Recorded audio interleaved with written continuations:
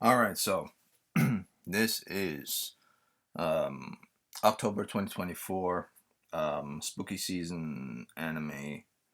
I'm gonna upload this today.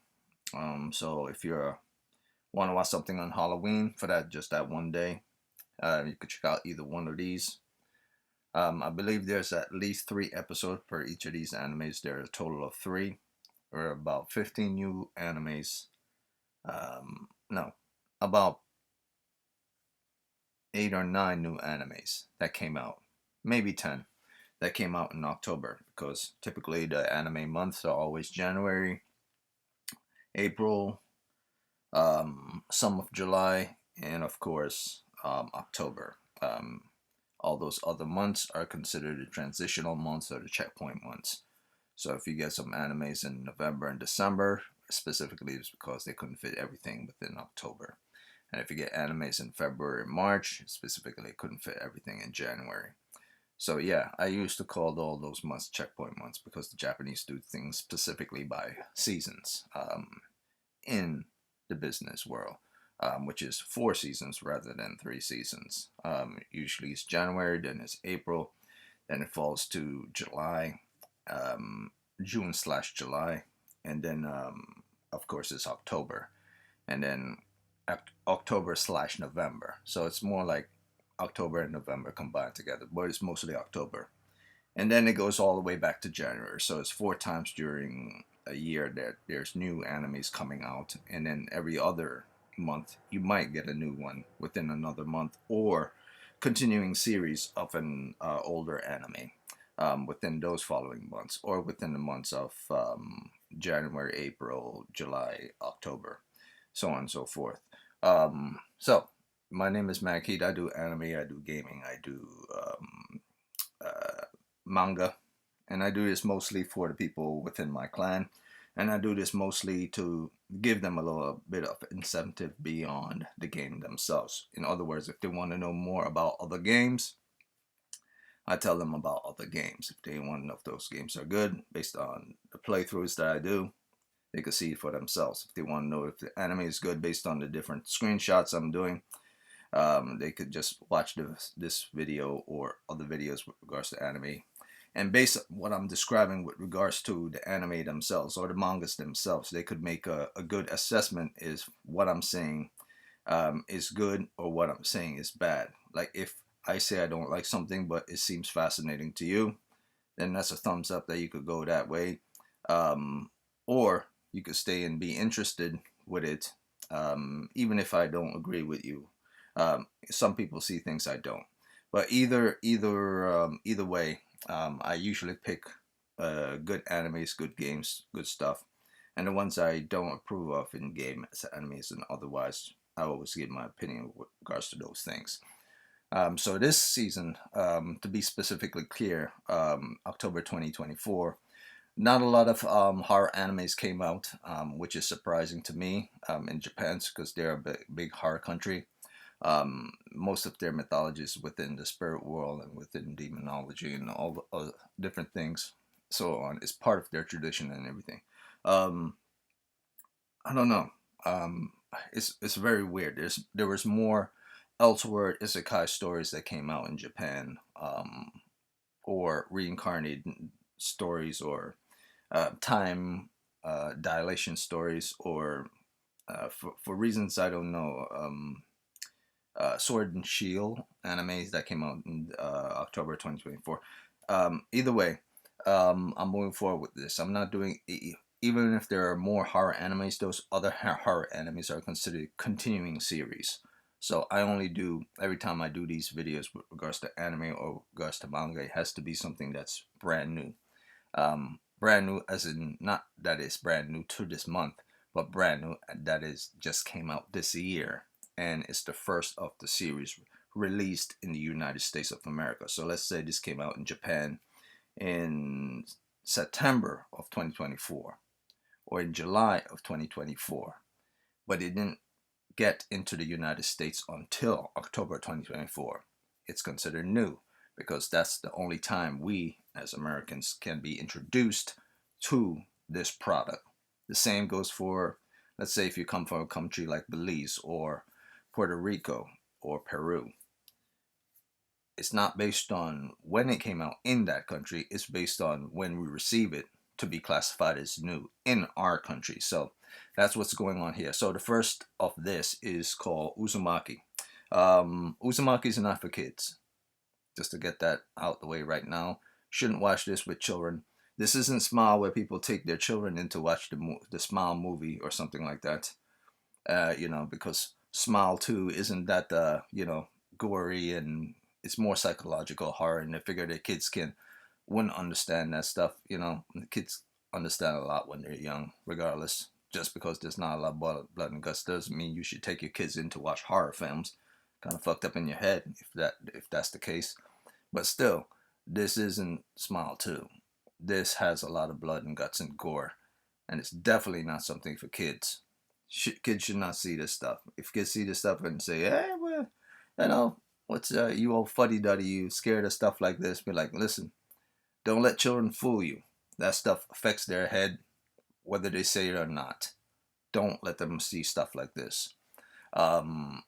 Moving on from that, also don't let adults who are squeamish with regards to psychological horror or a feel of dread and a feel of hopelessness. Never let them watch that type of horror anime. So this is one of those horror animes. Hopelessness doesn't exist here. There's a sense of hope here, but there's a sense of dread rather than a sense of fear. So I wouldn't say the horror anime of the 2024 for the entire world understands what scary is, but I also know that scare falls into two factors. One being fear-based and the other being gore-based. People say there's no such things. Like, if I go watch a horror film and I see nothing but gore, but I'm hardly scared, there is such a thing. So this is one of those anime that falls into the gore base, but it does have an even amount of scare factor that's interesting. And because October 2024 anime doesn't really have any good animes with regards to horror that's considered new, and I went back all the way to September to find another one, and there isn't any because the Japanese aren't really getting that much investment into this stuff anymore. I guess the whole reincarnation isekai stuff, love stories, more the forefront now. So I was lucky to find at least two that dive heavy into this. Three actually, but the third one was garbage, so I didn't put it up here. So two that are good horror and one that's non-horror, but it was good enough to be considered on this list. So the first of this anime is called Uzumaki. I'm pretty sure everyone knows Uzumaki and everyone knows this image. I've been showing this image for quite some time. This is the town that Uzumaki is based on. Uzumaki is a series of stories that's set within one giant story. And what I meant by a series of stories set in one giant story, it doesn't fall into that trap of, okay, so I'm going to go to the movies and I'm going to watch all different types of... This is not like Black Mirror, where they're separate individual stories and they're unrelated to each other. Some episodes of Black Mirror are like that, others are not. This is just one big story. And this girl is telling this one big story. Who's the protagonist? And her name is Kirie. I think that was her name, Kirie. Let me just check that. Yeah, her name is Kirie. I wrote it down. And she's the main protagonist of the entire stories of Uzumaki. And what I mean by that is that even though these are various different stories, all unrelated to each other, they are still somewhat related to each other by a spiral, by the main overarching, I could say like villain of the story, which is a curse onto this village.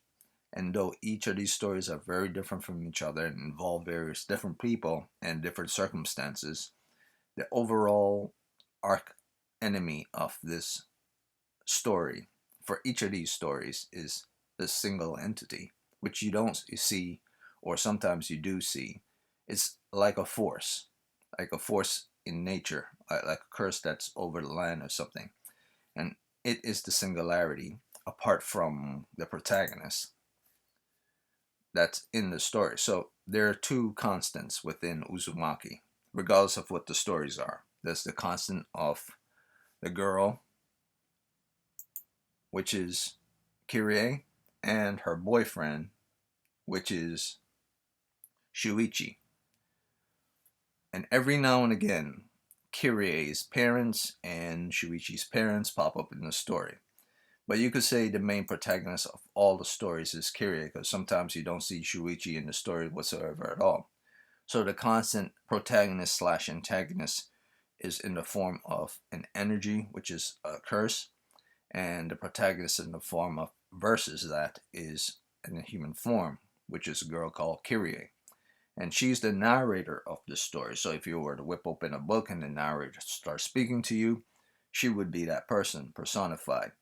And she's talking about her town, her quiet little town that she lives in. That's overlooking a lake, and it's also overlooking the seaside for which the town is near. So there's a giant lake in the middle of the town, and there's also a seaside, a port side. That's also where a light tower is presented near the ocean with small little hills. And so she tells of the strange occurrences that happens in her little town near that seaside.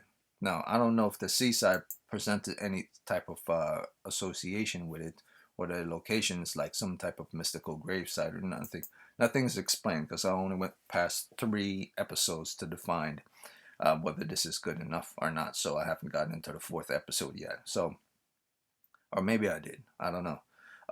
So the story continues with Uzumaki, where, or should I say, the story starts with the narrator explaining something from the past, or this is the future. It's never truly explained at the beginning what she's when the narrator started speaking and Kirie is talking, and she's explaining the circumstances of bizarrities that happen within her town. If this is the future and this is the past, so the first story is told here in this image, where she's walking with her boyfriend Shuichi, and Shuichi, this first story, is explaining that his father's been acting weird. Um, all of a sudden, his father's into spirals, and for some reason, he has become fascinated. So nothing is happening in this town. Nothing. Everyone goes to school. Principal does their things. Crossguard does their things. Police officers do their things. It's a town. People go to work, come home, go to work, come home. And then one day out of the blue, her girlfriend, boyfriend, I don't know if they're romantically to that level yet, or they have kisses or anything like that. One day, they're just walking down the street, blah, blah, blah, girlfriend, boyfriend, and he just popped out this, description of dread or something. That is, his father's been acting weird, and he doesn't understand. So Shuichi has always been normal, has always been the same, but on this particular day, he decided to talk to his girlfriend about something that's been bothering him, which involves the father.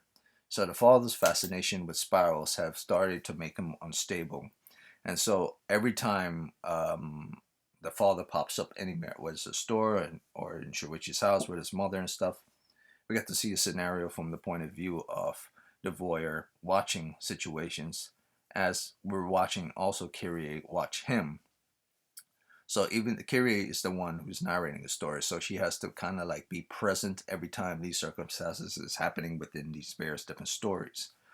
So she sees him, the guy with the glasses, which is Shuichi's father, being fascinated with Kirie's father, who's doing pottery work, and he's doing it in a spiral type shape. So he's fascinating about how he's doing pottery in a spiral type shape. I don't think he cares about the pottery, but because he's doing it in a spiral type shape, he's fascinated about pottery all of a sudden. So all of a sudden one day, out of nowhere, um, you know, we're introduced to this girl, this strange girl, um, who we've never seen before, never heard of before. Of course, we wouldn't know this because this is the beginning of the story of Uzumaki. So this is the first time we're seeing this story. So for all we know, Kirie has known this girl for quite some time. Is that the people who are watching the anime don't know this girl? So she's like this stranger that just came into the school, but apparently they knew each other for quite some time. They've never actually spoken though. So they start talking to each other in classroom, and she has this strange little I forgot, the bucket hairstyle, um, which kind of makes me feel that this is in the 60s. This feels like this is in the 60s. Either this is in the 60s or this is in the 70s. So that's a maybe 50s, 60s. I get 50s, 60s feel with regards to that type of haircut. So this could be in the 50s and it could be in the 60s, depending on which one. Because 60s television turned to color was, I believe, late 60s, 65, 66, 67, something like that. So color didn't come into television until 65, 66, or 67, one of those years. But before then, 1964 going all, or 1963 going all the way back, 64, 63 going all the way back, everything was black and white. So this could be early 60s, late 50s, who knows. Moving on from that, we get to see that this girl has a crescent shape on her forehead, which her hair covers because she got injured when she was a kid. And later on into the anime, when the girlfriend Kirie goes back to meet Shuichi again, she discovers that the father is dead. For reasons no one knows, the father is dead. And Shuichi says, well, he just killed himself one day. And she's like, oh man, that's crazy. Like, how did he die? In a spiral shape. And she's like, what? She's like, yeah, he died in a spiral shape. He crunches his entire body into a spiral form. They showed the whole thing, shebang. Once again, not for kids. Shouldn't be watching. Quite disturbing, actually, but pretty damn cool as a horror-based thing. Like, say, if you're a model or you're a designer of, practical effects or props, pretty cool design to do, or pretty disturbing if you think about it. Yeah, so moving on from that, they cremated his body. His body goes up into the sky, turns into a spiral. The spiral goes over the entire town like one giant sized eye looking down on everyone. Of course, everyone starts seeing that, start thinking that the spiral is alive. So the smoke from the spiral goes down into the lake in the middle of the city. Everyone start freaking out because everyone is seeing this. So they know that it's a bad omen, some type of weirdness that's going on, but they don't know that there's a curse on the land.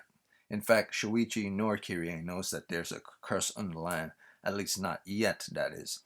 So everything started with the father first, but it was always present within the town. Shuichi and Kirie are just starting this journey on discovery of whether this is a curse or this is just some freak accident or some bad omen, a sign. They don't know that it's a curse yet. So the mother starts freaking out after seeing the father's up in the sky after he's long dead, obsessed with spirals. So she starts freaking out. They had to take her to the hospital to get some, take her health because she's passed out on the ground. And then the next day, we found out that the girl that was with Kirie set up some guy to go out with some guy that was fascinated with her, that was into her, obsessed with her, but she wasn't really into him. So he brought her to meet Shuichi. Shuichi was basically, they wanted to lure Shuichi out because Shuichi said something with regards to her forehead and a crescent on her forehead, um, which is kind of strange to me because I know that when Shuichi reacted to meeting her for the first time after Kirie introduced her to to him, he freaked out because he saw the crescent shape. So he believed that the curse was taking effect on starts to take effect on people. But he didn't know that she had that scar on her head from when she was young. So he's starting to think that the curse has always been in the town. But for what reason would the curse all of a sudden start to become so violently outwards rather than stay quiet all of a sudden? He doesn't know this. So the girl walks up to him and said, I've never met anyone that was fascinated with my scar on my head. Mostly all boys were always into me, but for some reason, Shuichi, you're not really into me. Yeah, Shuichi's not into you because you're a freaky ass bitch or something like that. He doesn't say that, but yeah, it comes across that way to him. But so she takes off her hat, and it's revealed that the spiral took hold of her. I doubt she have any consciousness, to be honest with you, at this point, because it doesn't look like she has a brain to have a consciousness anymore. Or the curse is so powerful that it's governing everything and everyone. So her corporeal form is now being puppeted by this thing and is sucking everyone and everything in. So I guess the reason why the girl, wanted to meet Shuichi was to get him to silence him so he doesn't discover what this is or how to stop this. So instead of sucking in Shuichi into the spiral with like a vacuum into her head, she eventually sucked the guy in, vacuum him into her head, and then he goes into her body. Her body doesn't explode, it just gets vacuum inside, and then all of a sudden she starts vacuuming herself into one gigantic vacuum spiral, vortex style, straight up Volbon everything, and boom, she's gone like that. And she just vacuumed her own self into oblivion or into non-existence, which is weird. And the following day, um, a girl starts asking Kirie about what happened to her girlfriend that we never saw before and popped up in the first episode. Because this is the second episode. So Kirie, which is the protagonist of the story and narrator of the entire journey of Uzumaki, is now in episode 2 telling her, I don't know what happened to that other girl. Something happened to her. Yeah, I think, you know, maybe she ran away or maybe the police is looking for her. Who knows? But Kirie completely knows what happened to her because Kirie is there. Kirie has to be there in order to see the events play out because she's the narrator of various different stories. So the only true eyes of all these series of stories will always be Kirie. So she always has to be present. So moving on from that, this is episode 2. Episode 2 is about a boy that gets his ass kicked by the parents of a girl who she's in love with. And they've been trying to run away from this town for quite some time because they're in love, young lovers, that type of stuff. And they want to run away, they want to get on the train and never come back to the town.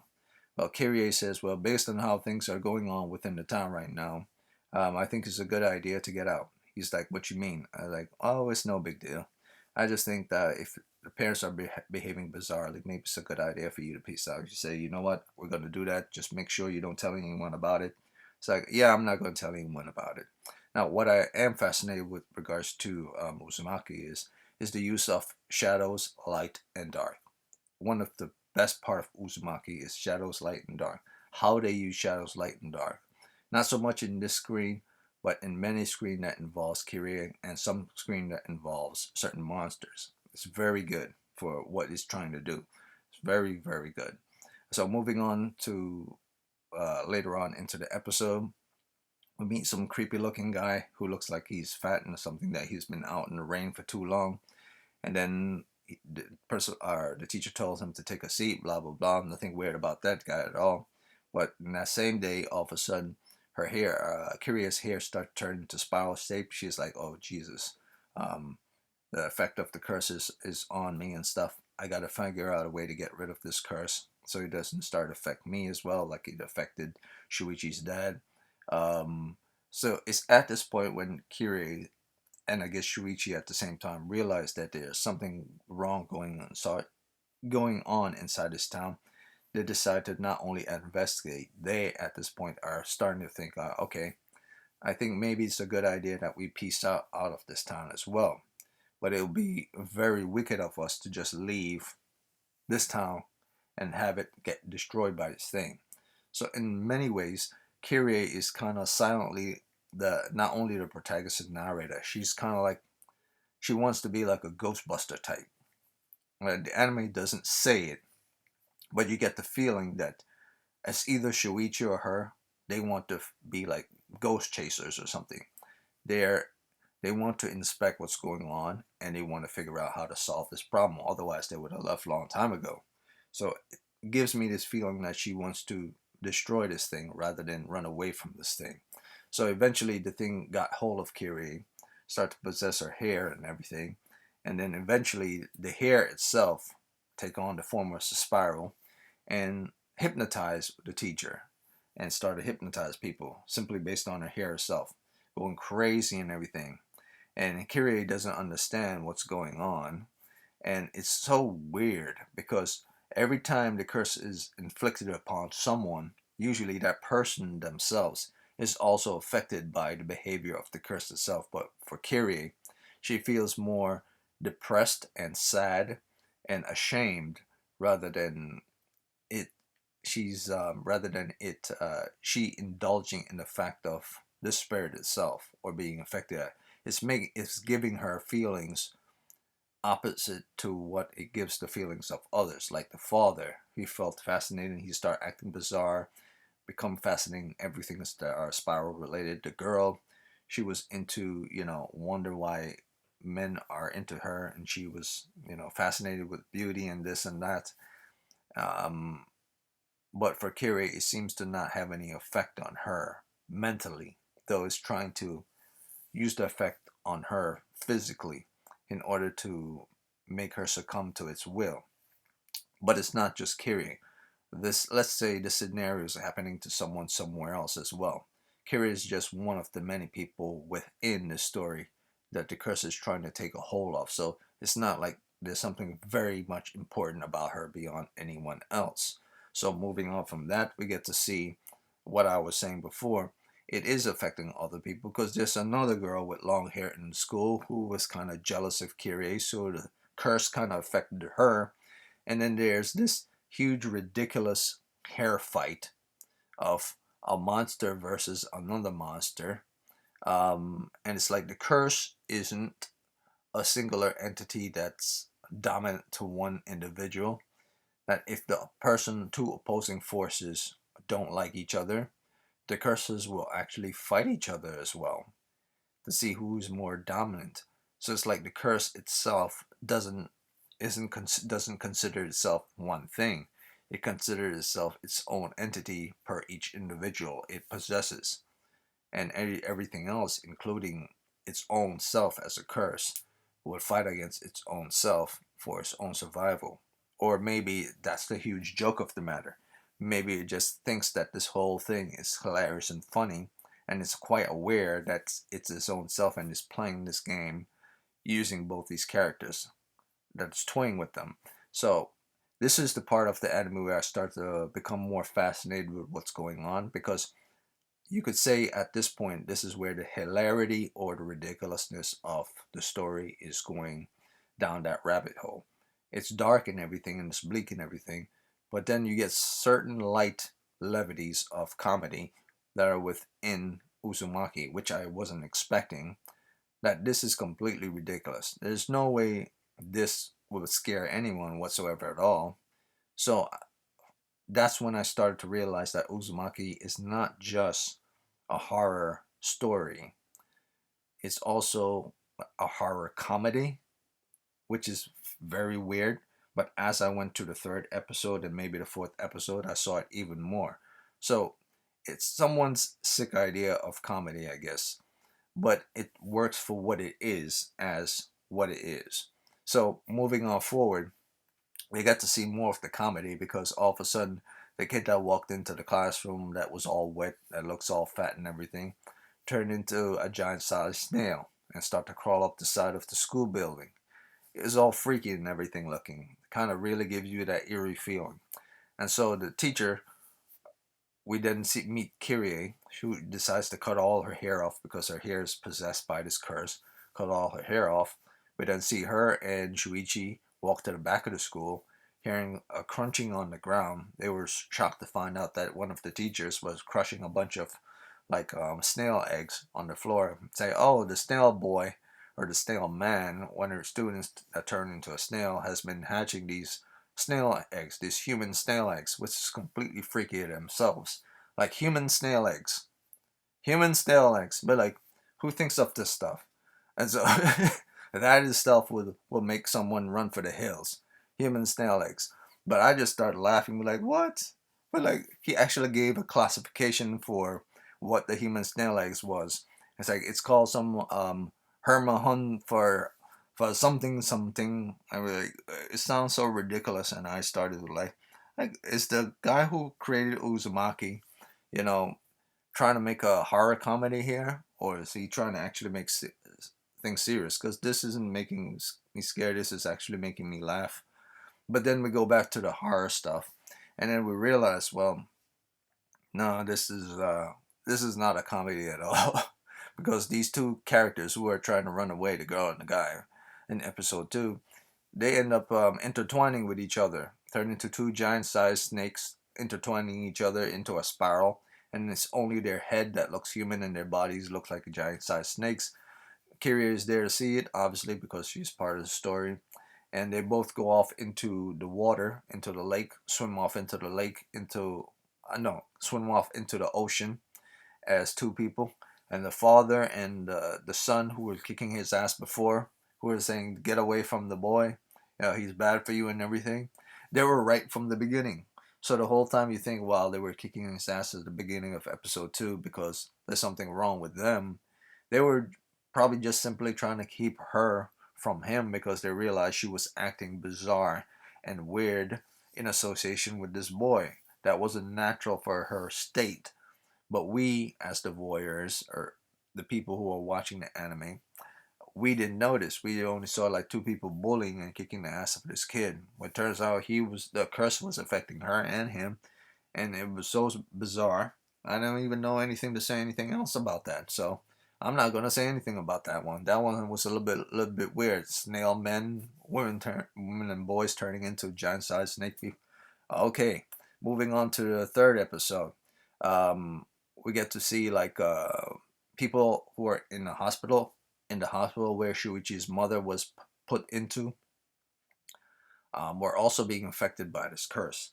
So while the Shuichi, or should I say Kirie, went to visit Shuichi at the hospital where her mother was being cared for due to the fact of what happened with the father, we get to see later on that night, while the mother's in the hospital just chilling, Kirie goes to visit her at night. Um, I don't know why she's visiting her at night, or maybe she. I think what it is Kirie fell asleep in the mother's room at night or something like that, and forgot to go home, and then she ended up going into another patient's room and saw that said other patient was sucking on another patient's body like a mosquito or something like that. So Kirie start freaking out, and these are mosquito people. So we had snail people, we had snake people, and now we have mosquito people. I don't know. So these are mosquito people, or the mosquito from the spiral is affecting people to become like suck on blood of people like vampires and stuff. So these are vampire mosquito people. No, these are zombie vampire mosquito people. So not only are they dead, but they're not really dead. They're very much alive. The curse makes them feel like they're dead, and or transition them to be dead, which makes them undead. And then it also affects them like the way of vampires being affected, that they have to suck on blood, but it's more like mosquito. And then they're, I don't know, it's strange. So moving on from that, everything happens here. I think one of the doctors came into a room where one of the monsters attacked Kirie, and she's like, "What the hell are you doing? What's going on here?" And he's like, "Shit on me," or something like that. It's something funny. That's why I took the picture of his face like this. So it was another funny moment. So this is why I keep thinking, like, is this a horror anime or is this a comedy? So he's like, his face went completely blue and stuff, but not horror type, more like comedic type. So they end up killing him, which is not funny at all. And then the next day, in the morning, the two doctors are saying, "Oh, you've been smoking trees or something," to Kirie. But like everyone's back in their room, everyone's fine. All the patients are behaving normal, like they always behave before. So I'm starting to think to myself, was Kirie having a nightmare or something, or is she tripping balls or something?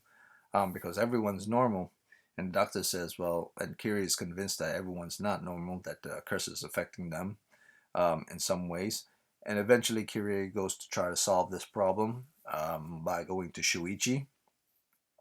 And Shuichi is being affected by the spiral for some reason, because he can't deal with what's going on with his parents being affected by this curse anymore. So he decides to I believe, I'm not sure what he has in his hands. He did something. Maybe it's an object from the hospital or something within the house that the father did. And he decided to chuck it into the furnace where the pottery father, which is Kirie's father, was doing pottery. And he started to see the flames within the damn within the furnace as a giant spiral. So he decides to chuck something in there. I'm not sure if it's explosive, whatever. The whole damn place caught on fire.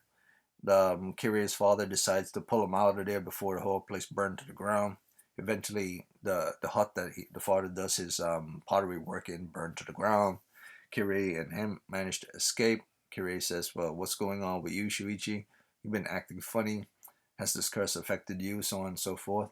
Shuichi says, "You know what? I've had enough of this shit. I think this thing is not only affecting my mom and affecting my dad. I think it's affecting not the entire town. That it's got the whole of the entire town. Like this rain that's happening right now, this wind, the ocean. I believe the entire atmosphere, the entire surrounding of this town has been affected by this thing, and we have to find some way to get the hell out." So Kirie says, "I agree with you. So, but we have to find some way to stop this before this thing spread outside of our town. So there's two things that must happen. One, they have to escape, and two, they must find a way in order to stop this thing before it affects anyone else beyond this town or it gets outside of this town. Or who knows, maybe it's just a curse that's contained within this town." So moving on from that, we get to more into the episode 3. Get to see some weird guy who looked like he's nice and friendly and everything, has a pencil in his or a pen in his pocket. Regular upstanding gentleman, but he doesn't look upstanding whatsoever at all. He looks shifty as hell. Start talking about the some home that the parents from the people from episode 2 were living in, that it was considered like a spooky house or something like that. And he started describing that house and what's went on in the house before the people moved in there, and it wasn't a normal house. And so Shuichi say, "Oh, it's okay. So the house was cursed from the beginning. So who knows how old this curse is?"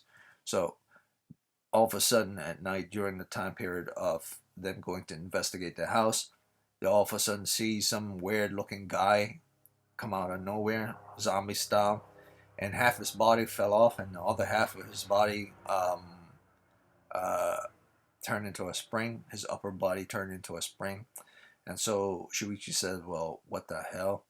Um, yeah, yeah. Shuichi said, "Well, yeah, I don't get this at all. Like, shouldn't his spine be a spine and not like a spring from a car? Shouldn't it not be the coils that are within a car for his suspension? So his spine is not a suspension of a car, and the guy's upper body is being puppeted by the curse. And in order for him to move, he must spring forward using the spring in order for him to move forward in order to catch Shuichi and Kirie to try to kill them and everything. So this is what I'm trying to say, that this anime is quite strange and quite bizarre. But as you get from episode 1 to episode 3, slowly but surely, because we know from the very beginning Kirie is telling the story of what's going on within this town, that she somehow managed to either defeat this curse or lock it away. So until it gets to that point, or until it doesn't get to that point, who knows how the story of Uzumaki will end. We must go with the idea that she did win somehow, but how how she wins or how she doesn't win is yet unknown. So that was Uzumaki, and this is the second anime on this list. So all in all, I would say Uzumaki is pretty damn good horror-based anime, but fear factor wise, I would say it's not that good. Specifically because there's not a lot of fear in Uzumaki. It's more of dread-based anime.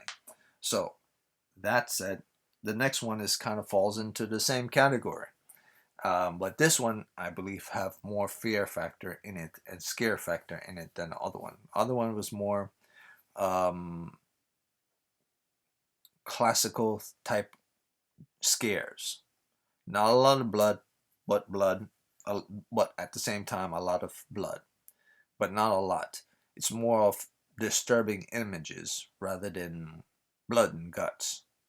So it's that type of dread. So its intent wasn't to be blood and guts. Its intent was to be dread. So what I meant by blood and guts with regards to the beginning of the story, or when I started this video, I was talking about both the first anime and the second anime together. Or the first anime, giving context with regards to you're gonna see some wild shit. And if you watch Uzumaki, it's pretty wild. The second one is the more blood and guts one. There's no if, ands, or buts about it. It's kind of wild as well.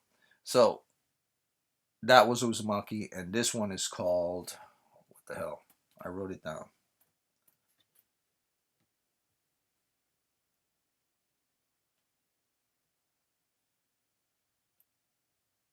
Okay, that's what I was called. Lockdown Zone Level X. That's the English description for what this anime is. Lockdown Zone Level X. Now, the Japanese description for this anime is called Kanki Kuki. Was it Kuki? Yeah. Is Kanki Kuki Level X. Ku. No, Ku is KU. So if I say Kuki, it means just KU and KI. But there's an I in between as well. So it's a Kuiki. But yeah. Yeah, Kuiki, because it's not like is with E, short E. And this is an I. So it's Kanki Kuiki level X. Basically, lockdown zone level X. And Lockdown Zone Level X is an interesting story because it starts off with a girl who's sleeping in a bed. She wakes up and she calls her mother and tells her mother that yeah, she forgot the alarm, and she's just chilling out from school or work or something like that. But the phone call she receives from her mother came from her mother first, not her calling her mother. So this anime is interesting because it starts with text messages, a girl lying on her bed, and then everything from the anime starts from the point of view of phone calls and text messages at certain time periods, military time. So it says 2008 or 2005 or 2017 or 21 something, various different time periods during the day. And they all pop up as military time to show the type of time it is, universal military time, which is 2005 in this scenario, which is 8:05. And so the mother calls the daughter, and the daughter basically say, well, I'm doing this. I mean, of course, no one could understand Japanese, but I'm just giving context with regards to what the text is saying and what the subtitles were saying with regards to the text. She's just saying she fell asleep. She didn't know anything. The mother's saying, good, you're safe. You're inside your house. Everything's good to go. Everything is nice and calm. Can you stay inside the house, please? And she says, why do I need to stay inside the house, Mom? It's like, because it's a good idea just to stay inside. And while you're at it, can you, and everything goes red at 20:07, the mother says, and can you also please not be loud when you're inside of the house? And she's like, okay, I understand you want me to stay at home, and I understand you want me to not uh, go outside because you want me not to get in trouble with anything or anyone to bother me or try to get inside the house or rob me. Well, what's the point of me not making any noise inside the house whatsoever at all? Specifically, she says, can you not make any noise whatsoever at all inside the house? Now, these aren't just text messages. These are, I guess, yeah, I guess they're just text messages. We just get context with regards to what's being sent into this anime through voice in order for, I guess, the anime to give some type of verbalization to the text to hear that it's actually the mother speaking to the daughter and not like it's ghost face speaking to the daughter. So it's actually truly the mother. So they actually have to give the voice of a woman talking to the daughter so you can know that's actually the mother. So Eventually, the alarm clock goes off. I'm not sure if the alarm clock goes off, but the girl looks at the time, I believe, whether the alarm clock goes off or not. But I believe she turned it off and she silenced it, and it went bim bim bim, bim, and she slams her hand on it or something just to keep it quiet, and she starts to freak out. She's like, "What's the big deal about not making any noise?" And the mother says, "Well, the big deal about not making a noise is a good idea. You clock that alarm clock is because there's a thing in your building. You know, everyone has been evacuated from the building while you were sleeping. Everyone except you and a couple of other people, and maybe one or two other people. But there's a creature in the building, or on top of the building, or around the building. It's in the building. So the SPD, um, Japanese Police Department, or no, I think it's JPD, Japanese. What was the specific name that was given to it? I wrote it down somewhere. I think it's GSP, Special Forces. It doesn't matter. It was a special Japan's special department. I think it's more like the CIA or something like that. Locked down the building, and of course the girl is saying, well, "Why would the CIA or the government lock down the building for? Because there's something there." She eventually calls her friend. I'm not sure if this is her boyfriend or not, but this is a kid from her school, or maybe he's not from her school at all. They're just people who knew each other within the apartment building. She calls him and they have a conversation on the phone, which doesn't really make sense seeing the fact that she's not supposed to make any noise at all.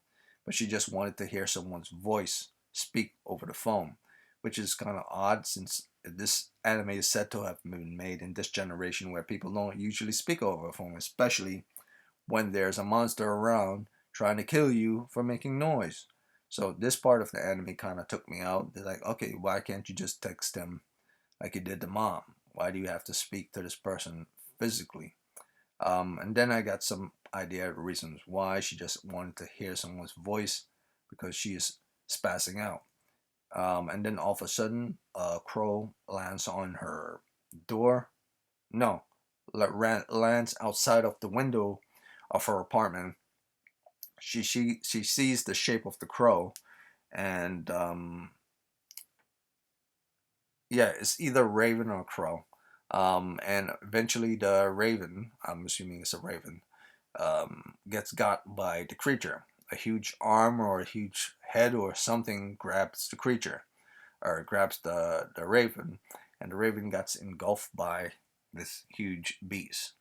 Eventually, she realizes, our protagonist realizes, that the monster does exist. That no one's been bullshitting you. Some crazy thing just grabbed the raven from outside her window. She sees it. She sees part of its body, and she knows that it's real now. That it's not a fictitious thing. That the thing either has tentacle arms, or that squid part of its body is the thing itself. So I've never actually described the name of this protagonist before, and because I got straight into it.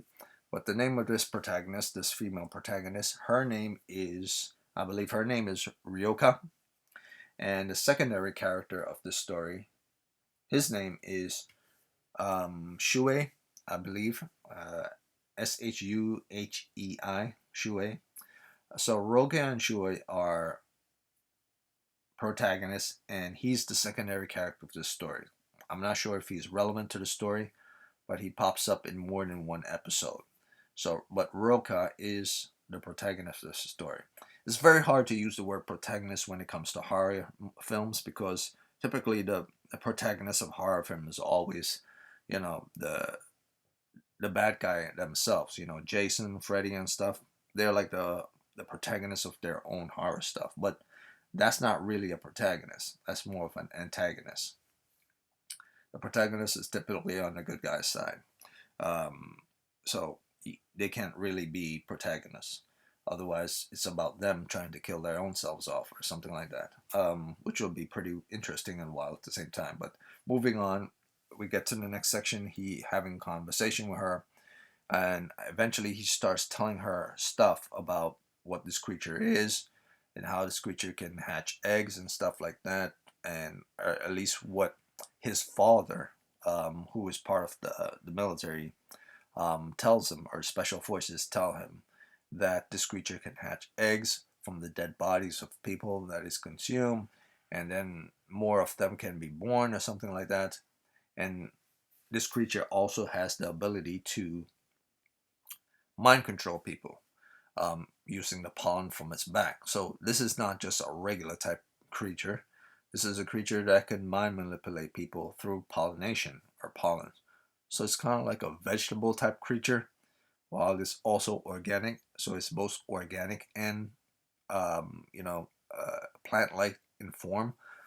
So it's kind of a weird type of creature, kind of combination of two, both organic. Maybe it was a creation. Maybe it was a creation by the government, and we haven't got any context with regards to what it is so far. So moving on from that, Shuei then tells her that, listen, I'm going to come to your location. I'm going to leave my apartment room and come to your location and just open the door for me so I could get back inside. Because if what they're saying in regards to this thing can mind control people, anyone can come to your door, so on and so forth. You don't want to be left alone.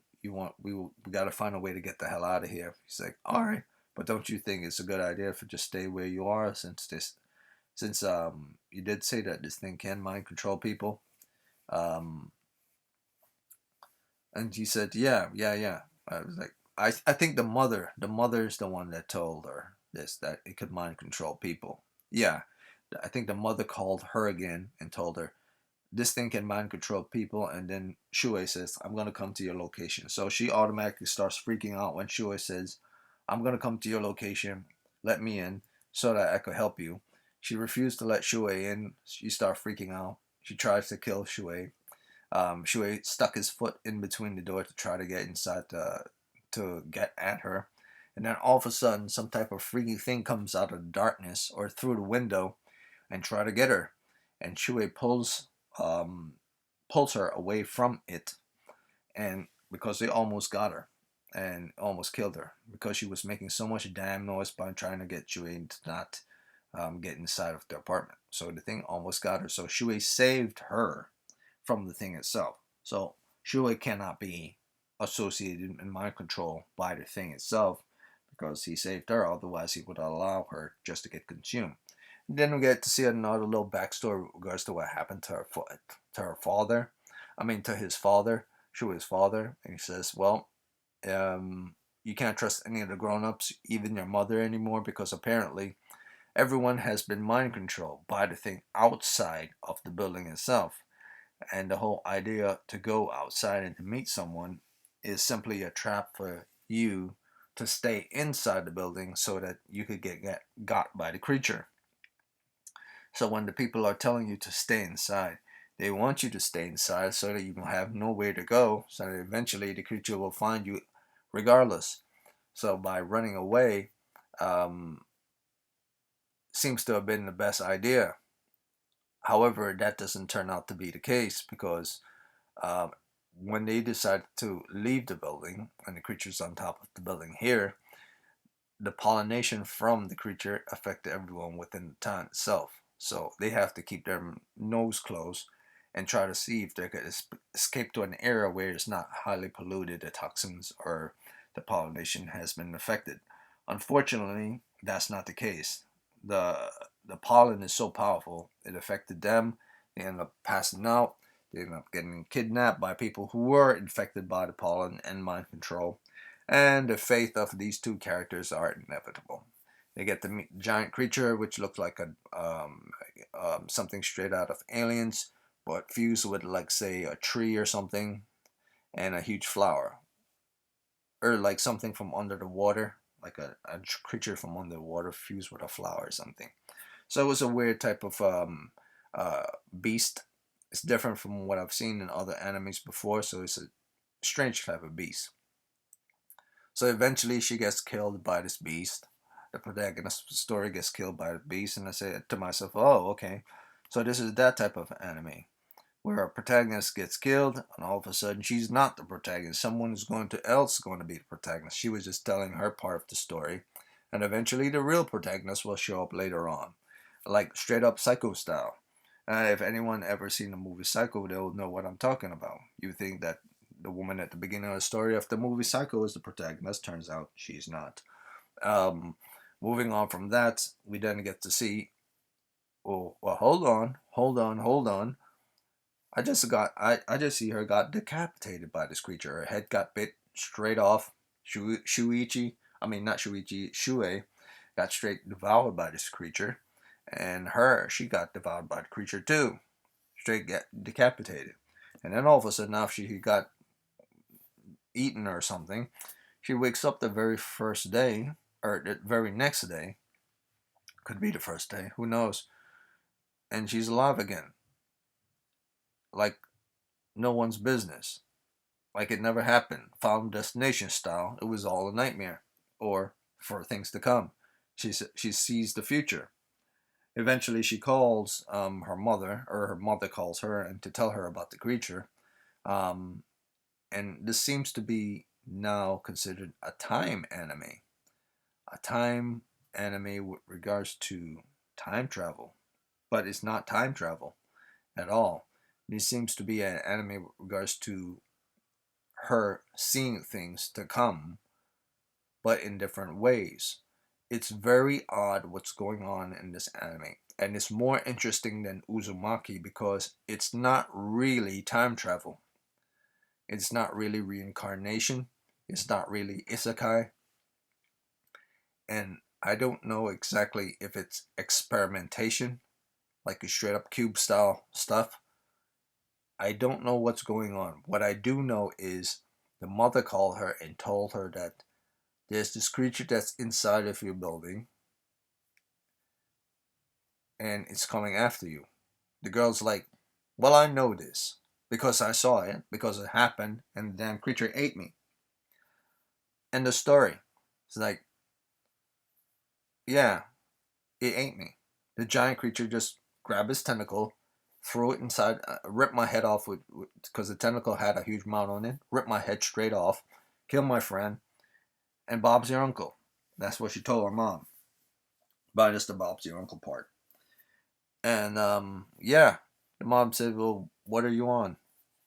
You know, like, what are you on? This creature doesn't have any tentacles. The creature called X doesn't have any tentacles. It's bipedal, meaning humanoid in form. It's not no giant sized kaiju type thing with a flower on its back. What are you smoking? This thing is human in form, small sized creature. Looks like it's damn Mr. X from Resident Evil, but different. She's like, what? So it cannot mind control people with pollen? And it doesn't have any tentacles? And it's not giant? And it doesn't devour people? Like, what's going on here? Like, that can't be X, the creature called X. Because X is this creature, and the creature you're telling me now that's I have to be quiet for this time around because it hasn't happened yet doesn't look anything like anything at all like the previous creature which I just described to you, which means everything that just happened didn't happen at all. So what is going on? And that's my description with regards to this anime. There haven't been enough episodes to describe what's going on, but I'm more fascinated to know what's going on. I don't think it's time travel. I don't think it's isekai. I don't think it's JoJo type stuff going on. I don't think it's anything that we've ever seen before in anime with regards to horror, that is. Maybe it's been present in other type of anime with regards to maybe love story or with regards to drama or science fiction, but not really in horror. At least I don't know yet. But I am interested to know what's going on. So moving on from that, we get to go to, I believe this is the next anime. Yes, this is the next anime. So the moment I see these um, desolate ruins, or should I say, plain landscape, burned down landscape, a destroyed landscape, and then I saw this like ivory tower looking place in the background. I realized I was in a new anime. So this is the third anime, and this is not the horror anime one. This is, I believe, just the anime one, but it has some type of horror elements to it. So I managed to be able to somewhat gravitate towards it a little. It's the only one that I could find that's somewhat related to anything horror wise. This is called Demon Lord. I believe it's called the Demon Lord. Let me see, I wrote it down here. Yeah, it's called Demon Lord 2099 or Maou 2099. So, yeah, Maou 2099 is the name of this anime. So, getting straight into this one, we're now away from horror and we're now in the world of fantasy and fantasy world. And in this fantasy world, in Maou 2099 anime, we get to see a story being told from, I believe, either the Demon Lord himself or from someone else, telling the story, describing the story in context, exposition with regards to what's happening. There's this world, very much like planet Earth. And in this world, very much like planet Earth, two forces were fighting against each other. Forces of light, forces of darkness. The Demon Lord was part of the forces of darkness. The people of light were human beings, used magic in order to try to contain the forces of darkness, which also used magic and dark powers in order to rule the world. So magic was the main factor within this anime in order to contain forces of darkness.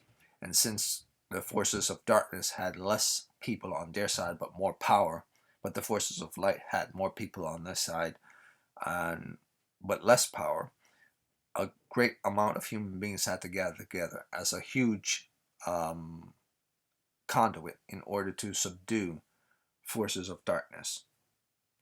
And in this great battle, we get to see seven, I think it was six, no, six pillars, or I believe what was the name of, they called them? Six personas or something like that? Or peers. Yeah, that's what they were called.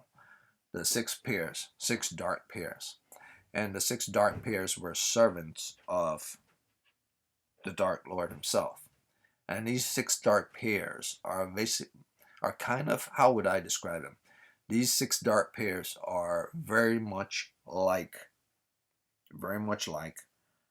characters from a Dark Souls game, like bosses that you would fight in Bloodborne or bosses you would fight in Code Vein. So this character right here is kind of like a Millennia character. She does her own thing, goes onto the ground, does an explosion into the air like a bunch of pollination, and it goes and turns into a huge fire clouds, um, nuke style, and anyone who's within the vicinity get killed. So human beings basically almost lost to these six dark peers who serve the Dark Lord. And the name of the Dark Lord is Dark Lord Velt. And surprisingly, unlike the other two animes, this character is the protagonist of the story. I believe Velt is the protagonist of the story. So the bad guy in the story is the protagonist of the story. Kind of like um, Blue Exorcist. He's not really considered a good guy, but he's not really considered a bad guy. So he's more like anti-hero. So Velt is kind of like an anti-hero, but at the beginning of the anime, he's more described as Dark Lord, the bad guy of the story. So eventually, the Dark Lord fights the Lord of Light, or in this case, a hero who used light powers. I just call him Lord of Light because I just wanted to. So he fought this knight who used power of light in order to vanquish his enemies called Graham. And Graham basically did a kind of like a Hadouken with his sword or with his entire body. Um, So whatever Velt was going to do with his meteorite attack, his magic meteorite attack from space onto him, it wasn't going to work anyway because he turns his entire body into one huge beam of light that went straight through Velt's body and punctured straight through his body and destroyed anything that he was going to do. So no matter how powerful Velt was, that attack, that singular attack that Graham did, was like a piercing attack, kind of like something from a Shin Megami Tensei when you had to learn the ability pierce in order to destroy Lucifer. You know, it's something like that. So he had a piercing attack that could pierce anything. So Velf was pretty much done from the beginning. So on his defeat, he's now resurrected, and it's now the year 2099. So the Dark Lord, defeated by Graham, waited around for 2000 until the year 2099, and he was resurrected by one of his servants, who he saved long time ago from being either burned to the stake or being thrown off of a hill into a volcano of fire. Either way, fire would do against people who you assume were witches back then. Um, yeah, but it turns out that Velt, assuming that he could now rule the world, isn't the way that it's gonna go down in this story. You see, from the time when he got defeated to the time now, the world has changed so drastically that he doesn't really understand and grasp what's going on in the world. In fact, in certain sense, even if you are to watch this anime, you can't fully grasp what's going on in the world because this is a world of cyberpunk. This is a world of elves, warlocks, sword and shield, and this is a world of biology as well. So there are three types of genre mixed into one going on in this anime. It's very strange. You have elves and fantasy, and then you have cyberpunk and technology, and then you have biology and experimentation. Um, sci-fi, sci-fi fantasy. That's what this will be considered, sci-fi fantasy. But then you also have the horror elements, which is magic and darkness and the demon world and stuff like that. That type of stuff going on here at the same time. So there are three types of genre, maybe even four that's happening here, but it feels like it's more like three types of genre fused into one. Um, so when Velt started talking to his servant, and I believe her name is Machina. She's a summoner slash caster. I believe she's a healer and also a summoner at the same time. Machina resurrects him in the year 2099. For why she specifically resurrected him in this time, I still don't know. I haven't got past the third episode to understand that. But apparently, from what she's telling Velt, is that this world that you know of, the world that you're trying to rule now since you got resurrected, and the old world that you couldn't win against the humans, those worlds, this world that you assume you know of, and the world that you did came from, that world is no more. And the world that you think you're in, that's a new version of that world, that is also no more. This is a total different type of world that you're in. He's like, what do you mean? We got transported to a different world altogether? She says, not really. It's nothing like that.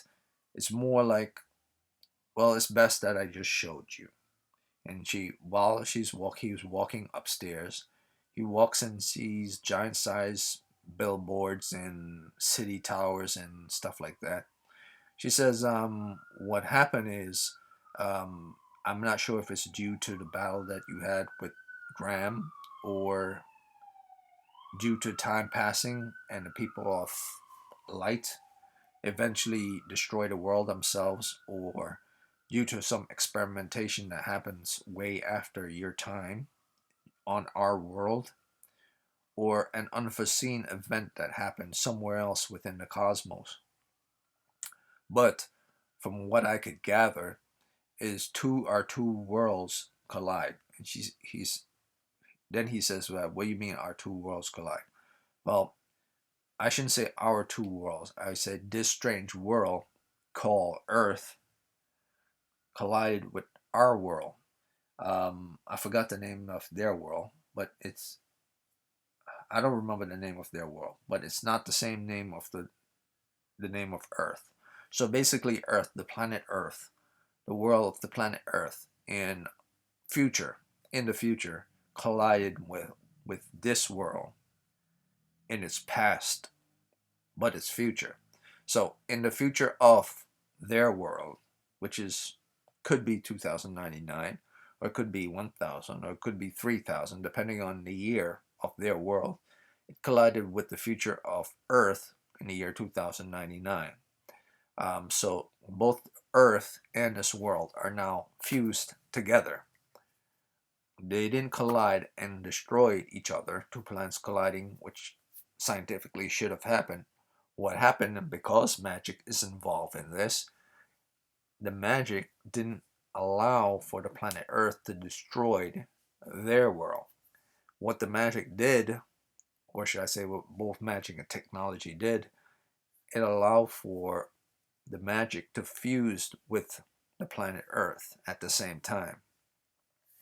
And this fusion ended up changing everything around them, changing the buildings, changing the gravel, changing everything around them. So when you see like towers of mystical towers, those mystical towers eventually got converted into robotic type towers, and alleyways that were just roadways on going towards from village to village in certain towns within their world got turned into like basically subway stations and stuff. And certain things fused together and certain things were just replaced altogether. So this is a world that's kind of a combined, the body of the world of their world is combined with the body of the world of Earth itself. So it's like mixing clay together, put two different type of clay types that are very different in composition and requires a different type of power for them to be stable and stay together. So what that is unknown to me right now. But what happened is, due to this fact, magic can now be used on technology to advance those who lived on Earth.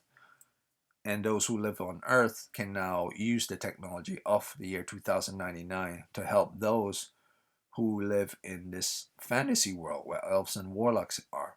So it's a win-win on both sides, because what was typically difficult for regular people farming, so on and so forth, in this fantasy world is now kind of easy using the technology of 2099 in order to do so. But at the same time, vice versa, typical things that people do in the regular world of 2099, our labor can now be executed quite easy with the use of magic. And this description of this world is very much Blade Runner type. So why this anime is on this list is because I was fascinated with regards to not so much the horror element or anything, if there is any, but the science fiction that's present in this world. I thought this was just going to be a sword and shield world meets, Blade Runner world, but the fact that it's a fusion of both Blade Runner world and Knights of the Round world or Lord of the Rings world is very interesting, because the Blade Runner is into a far future where they're flying cars, and as you can see, they're flying cars here, and warlocks and wizards and stuff are of legends of the past that pretty much you don't know existed at all. That's why they're called legends and myths, because you didn't know of anyone who existed that ever used them whatsoever at all. So they're two very distant things. One so far in the future that you could not possibly believe exists, flying cars and so on and so forth. And one so far in the past that you could not believe exists, such as giant dragons and people using magic. So there are two very classical myths going on both at the same time in this world.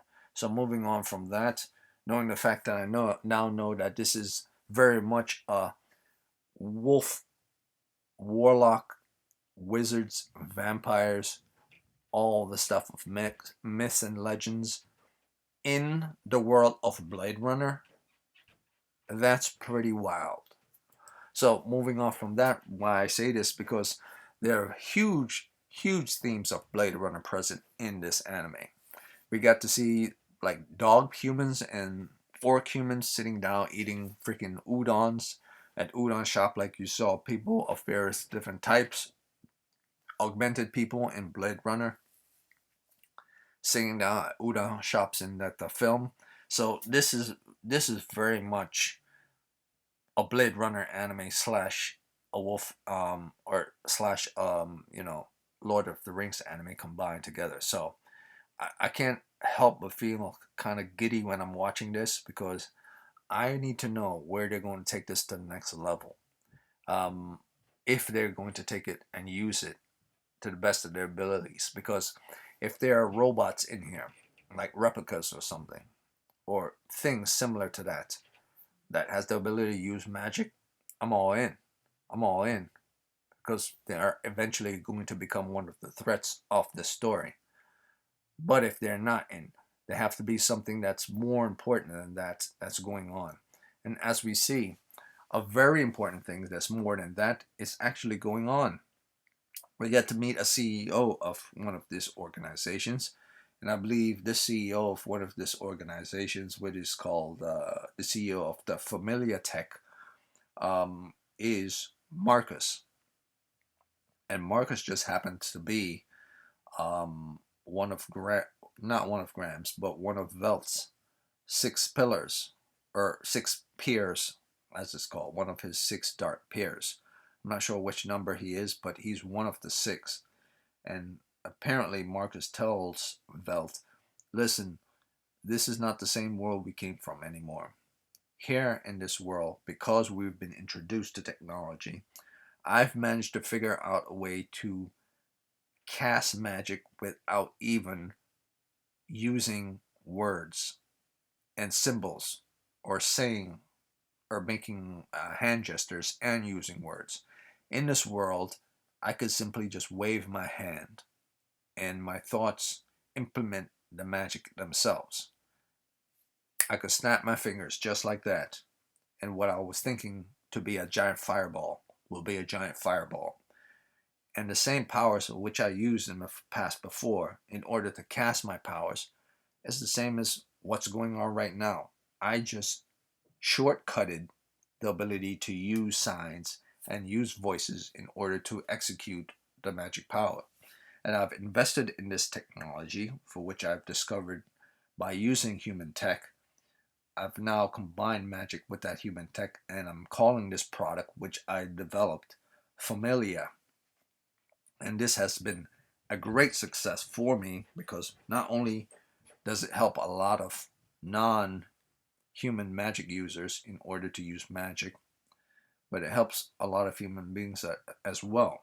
But it mostly helps people from our world, because people from our world don't know how to use technology, but now they're able to use technology in order to use their magic as well. Because before, the robots and stuff or whatever is in this world can do things far better than they can, or maybe they couldn't. But I managed to cheat the whole idea of using signs away by using tech. In other words, those who are high up on the chain of command of magic users and those who are below the chain of command of magic users. I basically eliminate that possibility. That's basically what Marcus says. And those who were inferior in magic users can now do such magic things to do whatever they want in life. Whether it's just to make their lives easy or to do more work, my technology allows everyone in order to get from point A to point B much smoother. It's a cheaper way of doing the magic stuff, but the effectiveness of it is the same result. There's no difference between using it the way you traditionally did it to how it's being used now with the use of this technology. People who want to just chill, people who want to water their flowers, people who want to, just get a cup of coffee, or people who want to actually work in construction in order to do construction jobs so that they could get money and stuff. what they used to do in the past in our world has now been eliminated by me using this tech. By the just snap of their hands using the magic, they can now get to go to the next scene where we see Makina showed him the tech that Marcus created in order to cast abilities. Makina basically is very into Velt. There's a whole thing there of her being extremely loyal to Velt, but in a kind of a desire type way. So she's kind of real turned on by the fact that he wants to actually inspect this. It's very weird. But then eventually Makina, I think because he saved her life, she starts to become like this puppy dog that she needs to protect her master for no reason. So she becomes very obsessed with him. So she decides to give him this tracker so she can know exactly where he is at all times. So it's kind of like a reverse thing, or maybe that's what's going on. Maybe the fact in this anime is trying to say that because Velt is so inferior to people using magic now due to this technology, she has to oversee him rather than the other way it used to be around. So it doesn't give that description for what's going on yet, but you get to have that type of feeling that that's what might be going on down the road. So moving on from that, we get to see Velt go to like a Department of Labor type place to try to find a job because he can't get any job as a magic user. You know, he can't really use magic the way he used to. I mean, he has all his magic powers, but everyone can do magic quite simply now, like everyone. So it's no big deal of him being able to use magic when everyone can use magic as well in this world. It's not something that just a few can do. It's like everyone can do. So he now goes to like a Department of Labor to show all his. He has a resume of everything he can do. He goes to them to show his resume of everything he can do, trying to get a job, telling people that he used to rule the world. He built a citadel or something. That he had this many employees, but it's more like subordinates or slaves. It was quite funny actually, and so from the point of view of the character of Velt, it's like you see some guy who was on top of the world who now has to now look for a job and everything. So it's quite hilarious. But at the same time, you know, more is going on within the anime than him just trying to get a job and trying to make a name for himself in this new world that everything is very different. And what I'm fascinated about this anime is it doesn't go down the route you're expecting it. I'm expecting this to go down the Blade Runner route, and all of a sudden, out of nowhere, it pivots to a different route. And then we get to see Velt sitting in a room saying, "What I'm going to do with my life." And they say, "Well, what are you going to do with your life?" Because eventually, Makina introduced him to a girl who's a hacker, who we later on see within, I believe, episode 3 or episode 2. She just pops up, and then in episode 3, she shows up again. And this character, she's a hacker and she's a friend of Makina. And he said, "Well, since you're a hacker, you should be able to tell me how this world works more than anyone because you weren't really born into my generation and you didn't come from my world. You were more born into this world of this human slash the world that this fusion world exists now." And that's what Makina tells him this world is, that this is a fusion based world.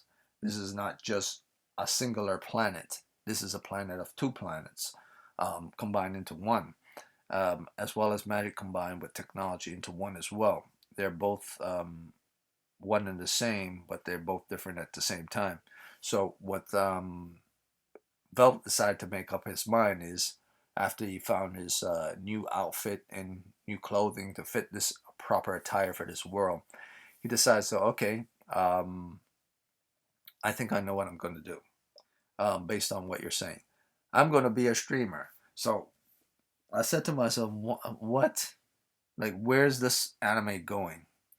But like, I did not see that coming out of anywhere. Like, he just decides, okay, I'm going to be a streamer. He's going to be a streamer, the Dark Lord of a world, ruler of everything, had slaves and everything, or subordinates, fighting darkness, got defeated by Graham, then discovered that the world's been turned into fusion. Everything's like Blade Runner style now, and this guy wants to be a streamer in this world now. So it's very strange where this anime is going. I'm not sure if this is the right route that it should be going, but at the same time, I didn't see that coming. So I have no idea where this anime is going. I do know that comedy is in this anime as well, but it's not a forced comedy. It's more like a comedy that's light and kind of expected for the type of nature of this anime. So it's not trying to be funny. The humor just lies within the nature of the anime itself.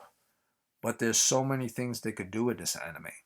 You have might and magic, and you have cyberpunk, and you have horror. And now this dude is a damn streamer. So, or maybe he's not a streamer. Maybe he's just a podcaster. That's what it is. Maybe it's just podcasting. But yeah, I didn't see that one coming. But that's the end of the anime for October 2024. Um, I'm glad this one is under 2 hours, but there's not much to describe with regards to any other thing, any other animes that popped up because none of them were actually good. I had to go through 2 episodes for every one of those 10 new animes, and they were all terrible. Um, I just happened to find two of them that were actually horror based. Some started in September, some were actually in October. And out of all the other animes that are considered new that are non-horror related, this is the only one that seemed to make like have some type of sense and a direction going in a specific path, but at the same time has things that popped up that you wouldn't expect in a direction that might develop into something that's possible and good. But at the same time, I don't know if it's going to go in a good route because the enemy Marcus doesn't come across as someone that's terrifying enough to be relevant whatsoever. That this anime would last beyond 2 years.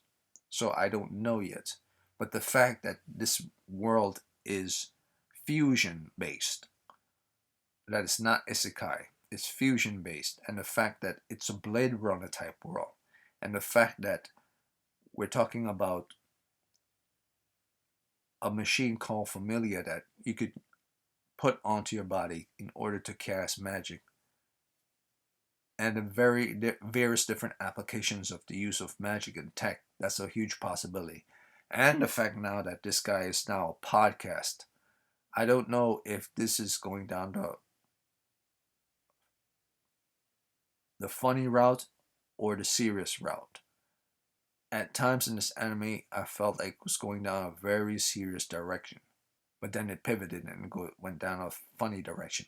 So it's very hard to describe what this anime truly is, or if it will last long at all, or maybe it won't last long, or maybe it will last long. And I'm just spitballing here. Maybe it'll be one of the best animes of 2024 and 2025 since it's coming out in October. So we have all of 2025 to truly define if this thing is going to last long or not.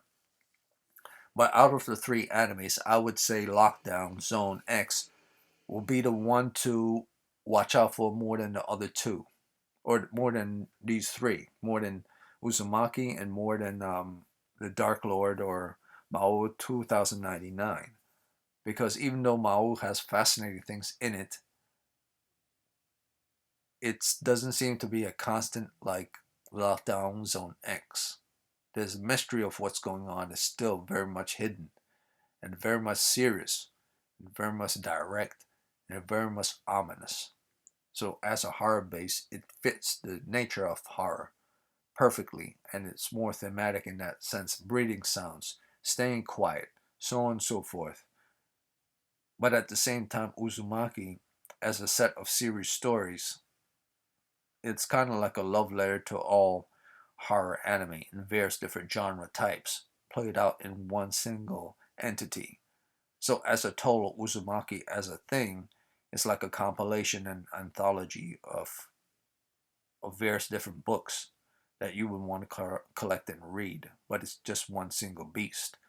So I don't know. I would say Lockdown Zone X might be the preferable one to go for. if you want to know what the hell's going on. I really want to know what's going on. But if you want, you know, the interest and intrigue of varying stories, Uzumaki is definitely it. But if you're not into horror at all, but you're more into sci-fi and fantasy,